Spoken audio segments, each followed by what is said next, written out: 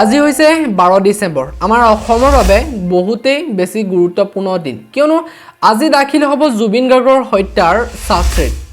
আৰক্ষী আৰু এছআইটিৰ তদন্তৰ অন্তত প্ৰস্তুত কৰা 3500ৰো অধিক পৃষ্ঠাজোৰা এখন চাৰ্জশ্বিট আৰক্ষী তথা এছআইটিয়ে এখন শক্তিশালী চাৰ্জশ্বিট দাখিল কৰিব পাৰিলেহে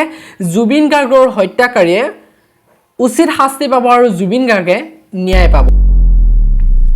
আৰু বহুতে সাকে শুনি আছে যে চাৰ্জশ্বিট 12 ডিসেম্বৰত চাৰ্জশ্বিট দিয়া হ'ব জুবিন গাৰ্গৰ বহুতে ভাবি আছে যে চাৰ্জশ্বিট মানে কি আজি এই ভিডিওটোৰ জৰিয়তে আমি চাৰ্জশ্বিটৰ বিষয়ে আলোচনা কৰিম যে চাৰ্জশ্বিট কি হয় বা কেনেকুৱা ধৰণৰ কাম কৰে গতিকে ভিডিওটো হেকলৈকে চাব বুলি আশা কৰিছো চাৰ্জশ্বিট হৈছে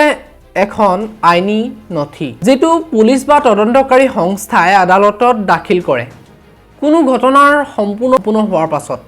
যেতিয়া ঘটনা এটাৰ আওকানলৈ আহিবলৈ তদন্ত কৰি থাকে তাৰ পিছত যেতিয়া তদন্ত সম্পূৰ্ণ হয় তেতিয়া চাৰ্জশ্বিট এখন দাখিল হয় আৰু সেইখনেই আদালতত গটাই দিয়ে চাৰ্জশ্বিটত থাকিব অভিযুক্তই কোন কোন দণ্ডনীয় আৰু বেআইনী কাৰ্য কৰিছে তাৰ সম্পূৰ্ণ বিৱৰণ আৰু তদন্তত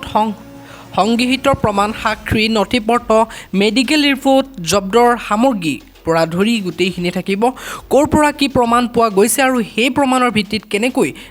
দোষাৰোপ কৰা হৈছে হেতু আদালতক জনোৱা